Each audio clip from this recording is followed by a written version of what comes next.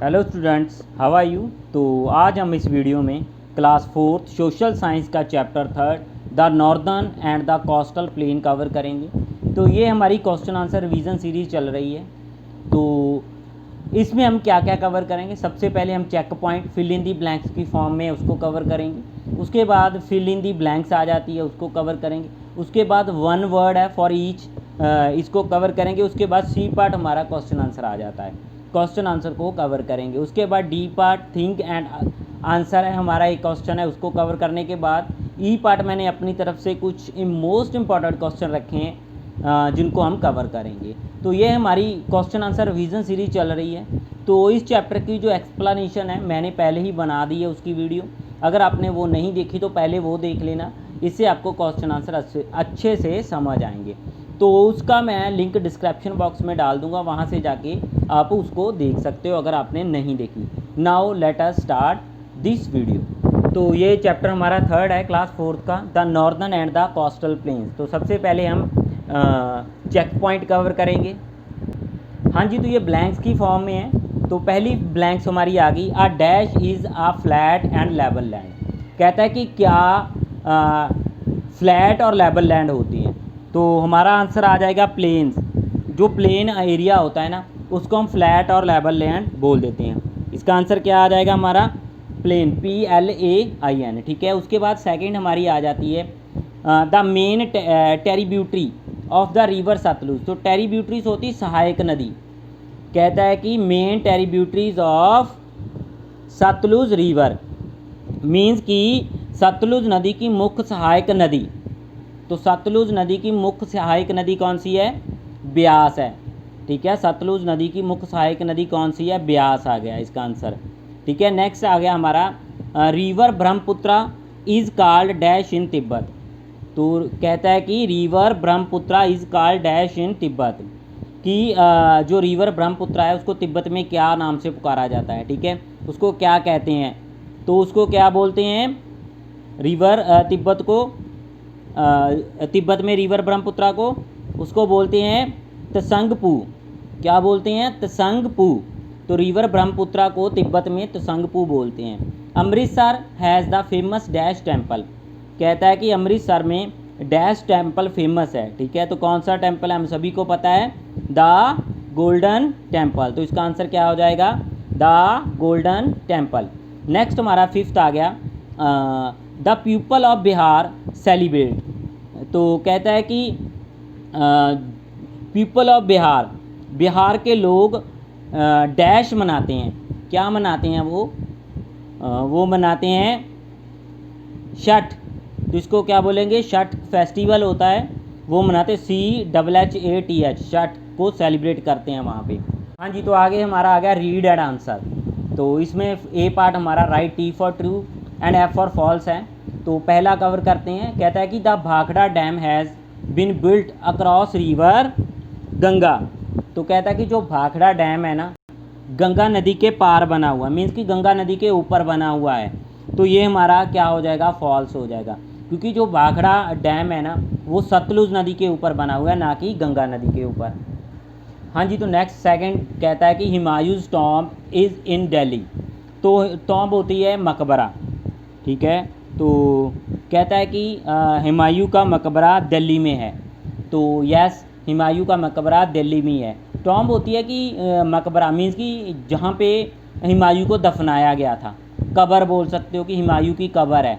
ठीक है, तो वो दिल्ली में है। उसी के ऊपर एक इमारत बना दी गई थी जिसकी पिक्चर मैंने वीडियो में दिखाई है, आपकी बुक में भी बेबी वो पिक्चर है।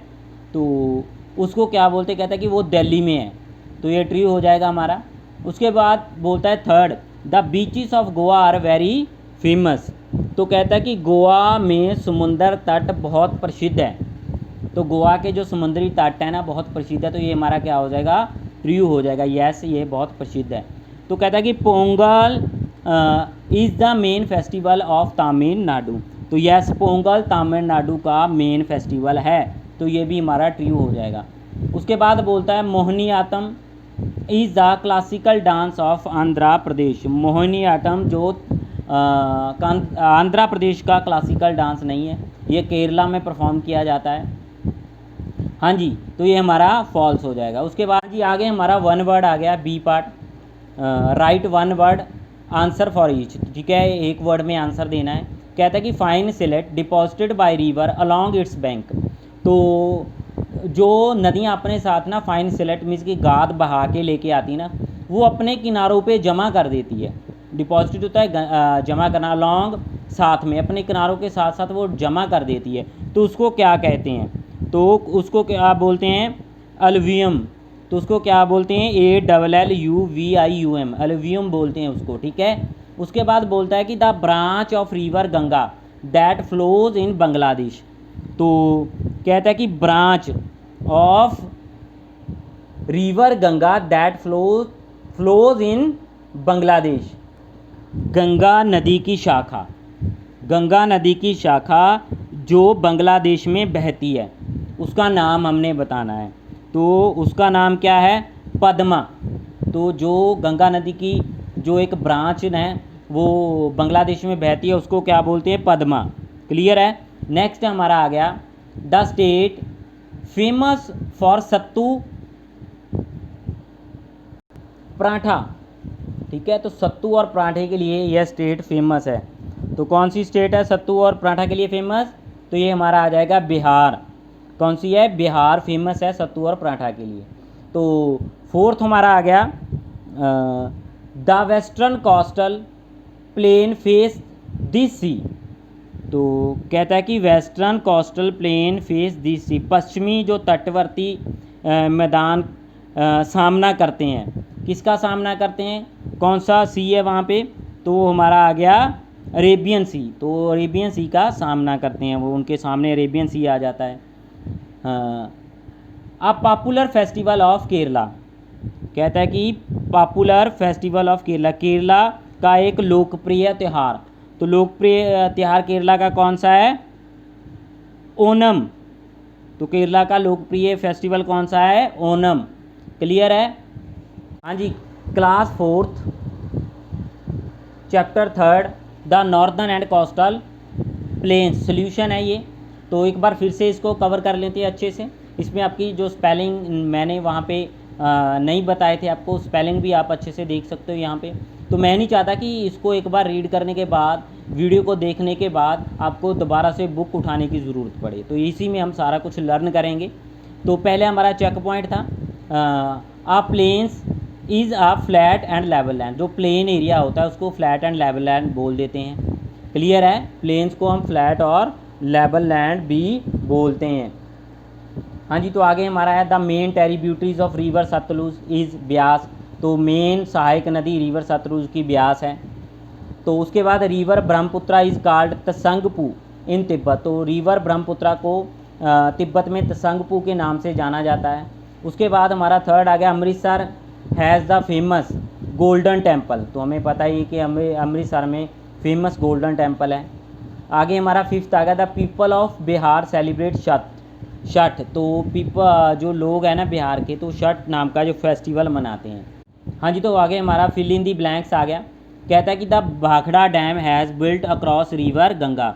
तो भाखड़ा डैम जो है गंगा जो रिवर है उसके ऊपर बना हुआ, तो ये हमारा फॉल्स हो जाएगा।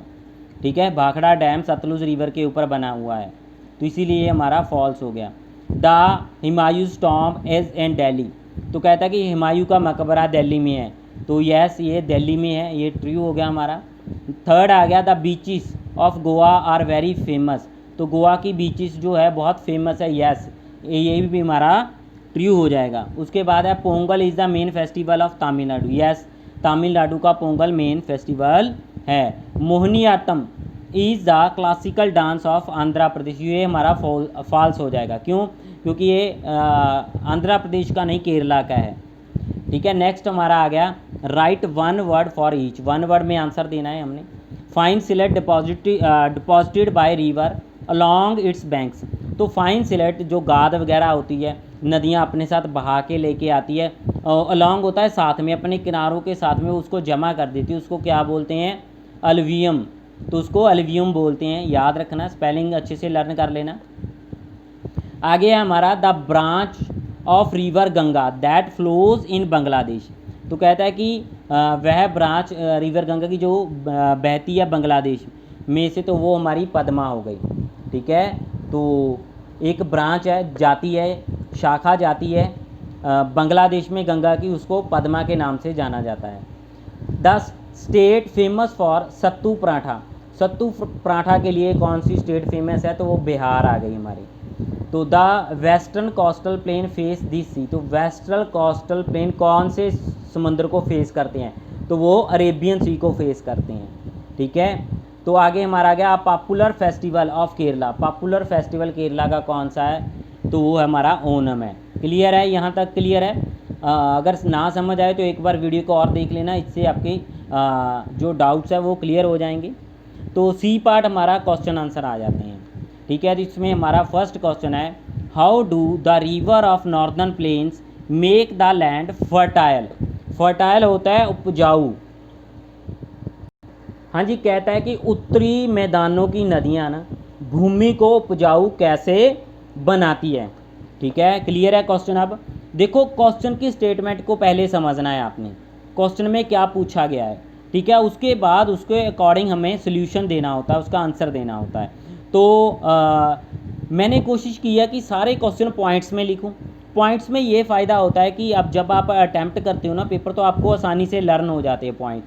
ठीक है, आपको भी लर्न करने में आसानी होती है। जो चेकर होता है ना, एग्जामिनर जो पेपर चेक करता है, तो उसको भी बहुत आसान रहता है, तो उसको पता चल जाता है पहली आपकी लाइन पढ़ते ही कि इस बच्चे को आता है ये क्वेश्चन। ठीक है, इसीलिए पॉइंट्स में जितना भी पॉसिबल हो जो क्वेश्चन है पॉइंट्स में बनाओ। तो आगे हमारा जो फर्स्ट पॉइंट आ जाता है, कहता है कि पहले देखिए आंसर में कहता है कि the river of northern plains makes the land fertile. तो देखो, मैंने क्या किया है, कोशिश किया हुआ कि क्वेश्चन को बीच में इन्वॉल्व कर दूं। ठीक है, तो मैंने यहाँ तक क्वेश्चन में से उठा के लिखा हुआ है। क्लियर है, द रिवर्स देखिए of the northern plains make the land fertile. Clear है, कहता है कि उत्तरी मैदानों की नदियाँ भूमि को उपजाऊ बनाती है। उसके बाद मैंने लगा दिया बिकॉज, क्योंकि। बिकॉज का मतलब होता है क्योंकि। उत्तरी मैदानों की नदियाँ भूमि को उपजाऊ बनाती हैं क्योंकि। ठीक है, the reverse give water through out the year. कहता है कि ये नदियाँ पूरा साल पानी देती है। जो नॉर्दर्न जो हमारे प्लेन है उसको रिवर्स ने फर्टाइल बना दिया, उपजाऊ बना दिया, क्योंकि ये नदियाँ सारा साल पानी देती है इस एरिया को, नॉर्दर्न प्लेन्स को। कहता है कि these rivers give water through out the year. यह नदियाँ पूरे साल पानी देती है। आगे कहता है कि the fine silt deposited by the river called alluvium it is very fertile and good for crops.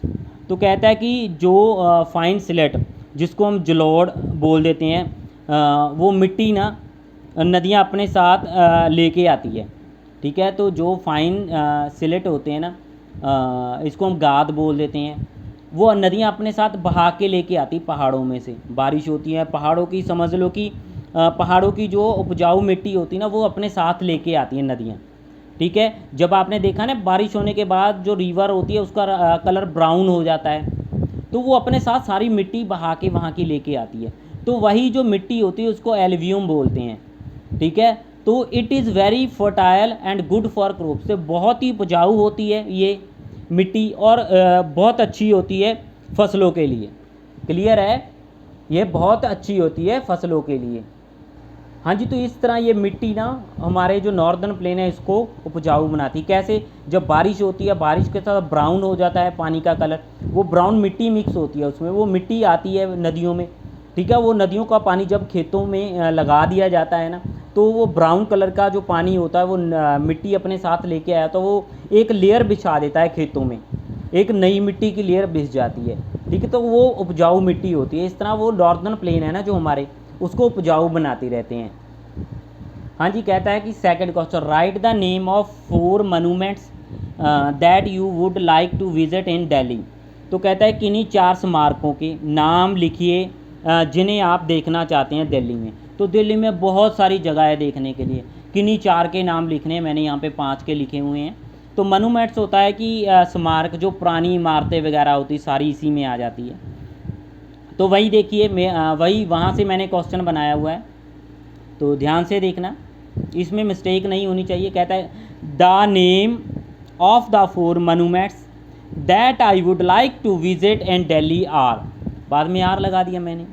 कहता है कि 4 स्मारकों के नाम जिन्हें मैं दिल्ली में देखना चाहूँगा, ठीक है। तो वो कौन कौन से हैं? रेड फोर्ट हो गया, इंडिया गेट हो गया, जामा मस्जिद हो गया, कुतुब मीनार हो गया और लोटस टेम्पल हो गया, ठीक है। तो इनके जो स्पेलिंग भी आपने अच्छे से लर्न करनी है। The Red Fort, the India Gate, Jama Masjid, Qutub Minar and Lotus Temple, तो ये फेमस इमारतें हैं, ठीक है। वहाँ पे हुमायूंस टॉम्ब भी लिख सकते हो आप, ठीक है। और बहुत सारी फेमस इमारतें हैं जिन सभी की मैंने वीडियो में ना, जो मैंने एक्सप्लेनेशन की वीडियो दी है उसमें सभी की मैंने पिक्चर दिखाई हुई है, तो उसको ज़रूर देख लेना एक बार। हाँ जी, नेक्स्ट क्वेश्चन हमारा आ गया third. Into how many parts is the western coastal plane divided, right their names. हाँ जी, तो कहता है कि जो पश्चिमी तटवर्ती मैदान है ना, पश्चिम वाला जो मैदान आ जाता है, ठीक है, तटवर्ती मैदान है, कितने भागों में बटा हुआ है, विभाजित है, ठीक है। तो उनके नाम लिखने हैं हमने। तो जो हमारा ये देखिए, the western coastal plane is divided into 3 parts.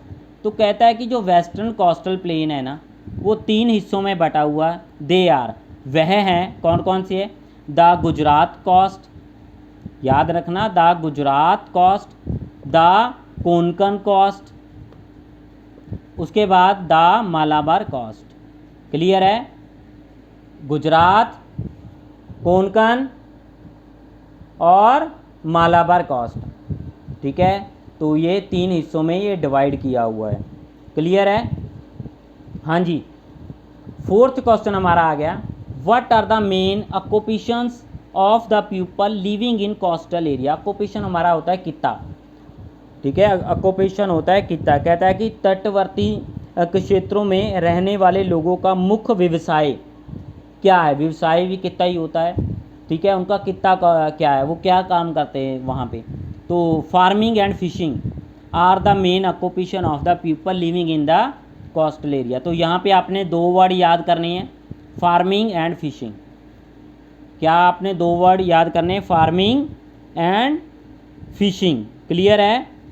खेती और मछली पालन, ठीक है, खेती और मछली पालन। उसके बाद ये सारा अपने क्वेश्चन वाला ही लगा देना, are the main occupation of the people living in the coastal area, ठीक है। तो ये यहाँ से यहाँ तक आपका क्वेश्चन ही आ जाएगा, फार्मिंग एंड फिशिंग इसका आंसर आ जाएगा हमारा। उसके बाद है right the name of the crops grown in Kerala. तो कहता है कि केरला में उगाई जाने वाली फसलों के नाम लिखें। तो the names of the crops grown in area, तो कोशिश की है कि क्वेश्चन में से उठा के लिखूं ताकि आपको लर्न करना आसान हो जाए। ये देखिए, the name of the crops grown in Kerala, उसके बाद आर लगा दिया मैंने, ठीक है। केरला में उगाई जाने वाली फसलों के नाम हैं, कौन कौन से हैं? रबड़, tea, coffee, coconut, spices, rice. तो रबड़ जो होती है एक ट्री से प्राप्त होती है, मैंने जो वीडियो बनाई है उसमें दिखाया हुआ है किस तरह ट्री से रबड़ को निकालते हैं। तो उसके बाद टी भी उगाई जाती है वहाँ पे, कॉफ़ी भी खेती होती है, कोकोनट की खेती होती है, स्पाइसिस मसालों की खेती होती है, और राइस हमारे चावल वहाँ पे उगाए जाते हैं। क्लियर है? उसके बाद हमारा नेक्स्ट क्वेश्चन आ गया, डी पार्ट जो है, कहता है कि think and answer. D part हमारा आ गया, थिंक एंड आंसर। तो why is salt making restricted to the coastal area. हाँ जी, तो रिस्ट्रिक्टेड होता है प्रतिबंधित, किसी चीज़ के प्रतिबंध लगाना, ठीक है, रोक लगानी। कहता है कि तटवर्ती क्षेत्रों में नमक बनाना क्यों प्रतिबंधित है, ठीक है, तटवर्ती इलाकों में नमक बनाना क्यों प्रतिबंधित है। आंसर हमारा आ गया, sea water contains 3% salt concentration, which means the sea water can be used by the salt making industries to obtain poor salts by evaporating the water, leaving the salt behind. हाँ जी, कहता है कि समंदर के पानी में ना 3% जो साल्ट कंसंट्रेशन होता है, मिला होता है, बोल सकते हो जो गाढ़ापन होता है उसमें मिक्स होता है, ठीक है। 3% समंदर के पानी में नमक होता है। तो विच मीन्स, इसका मतलब ये हुआ कि the sea water can be use, तो समंदर का पानी यूज़ किया जा सकता है by the salt making industry के द्वारा साल्ट बनाने में।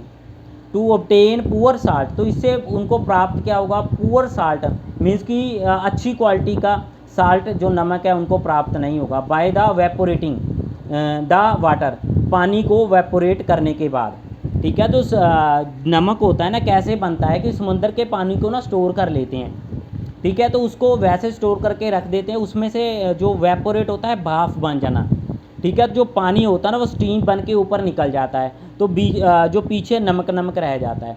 तो वही यही बात कहता है कि समंदर के पानी में 3% जो नमक होता है, तो ये इसका मतलब ये हो गया कि समंदर के पानी से नमक बनाया जा सकता है उससे, ठीक है। तो कहता है कि ये जो इंडस्ट्री होती ना, साल्ट मेकिंग इंडस्ट्री, इसका यूज़ करके जो पुअर साल्ट बना सकती है, अच्छी क्वालिटी का साल्ट नहीं होगा वो जो बनाएगी, ठीक है। और कैसे बनाएगी, पानी को वेपोरेट करके, समंदर के पानी को स्टोर करेगी, उसके बाद जब वो पानी पड़ा रहेगा 2-3 दिन, उसके ऊपर सन की रोशनी पड़ेगी, सूरज की रोशनी पड़ेगी, तो वो जो पानी होता है ना वो स्टीम बन के निकल जाता है, भाप बन के उड़ जाएगा, नीचे नमक रह जाता है, तो लीविंग द साल्ट बिहाइंड, उसके नीचे हमारा जो नमक रह जाएगा, ठीक है। अब क्लियर है क्वेश्चन कि समंदर के पानी में 3% जो नमक होता है, ठीक है। इसका मतलब ये हो गया कि सी जो वाटर, समंदर का पानी यूज़ किया जा सकता है किसके लिए, साल्ट मेकिंग, नमक बनाने के लिए इंडस्ट्रीज़ में। टू ऑब्टेन पुअर साल्ट, जिससे कि पुअर मतलब कि अच्छी क्वालिटी का साल्ट नहीं हमें मिलेगा। बाय अवेपोरेट करने के बाद पानी को, उसके बाद लीविंग बिहाइंड द साल्ट, जो साल्ट पीछे रह जाएगा और वो अच्छी क्वालिटी का साल्ट जो नमक नहीं होगा। हाँ जी, तो आगे हमारे एक्स्ट्रा क्वेश्चन आगे कुछ। तो फर्स्ट है हमारा व्हाट इज़ प्लेन, तो प्लेन क्या होते हैं। हाँ जी, कहता है कि या flat and level land is called plain, तो फ्लैट जो लैंड होती है या लेवल एक समान जो लैंड होती है उसको हम क्या बोलते हैं, प्लेन्स बोल देते हैं। उसके बाद है where is Bihu celebrate in India, तो बिहू कहाँ पे मनाया जाता है, सेलिब्रेट किया जाता है, ठीक है। तो भारत में बिहू कहाँ पे मनाया जाता है, तो आसाम में मनाया जाता है। उसके बाद है what is the folk dance of Gujarat, Gujarat का लोक नृत्य क्या है, तो इसका मतलब है फोक डांस लोक नृत्य होता है, कौन सा है, तो ये रास गारबा है, कौन सा है, रास गारबा। उसके बाद फोर्थ आ गया हमारा, कहता है कि which is the main festival of Kerala, तो केरला का मुख्य त्यौहार कौन सा है। हाँ जी, तो ये हमारा आ गया ओनम, ओनम जो केरला का मुख्य त्यौहार है। उसके बाद है फिफ्थ हमारा which dance is famous in Andhra Pradesh, तो आंध्र प्रदेश में कौन सा डांस जो फेमस है, तो ये हमारा कच्चीपुड़ी है, तो याद रखना कच्चीपुड़ी आंध्र प्रदेश का फेमस डांस है। हाँ जी, तो इसी के साथ जो हमारी इस चैप्टर की question answer revision series complete होती है। अगर वीडियो अच्छी लगी तो चैनल को सब्सक्राइब कर देना और घंटी वाला बटन प्रेस कर देना ताकि मेरी आने वाली वीडियो का नोटिफिकेशन आप तक पहुंच पाए। Thanks for watching this video.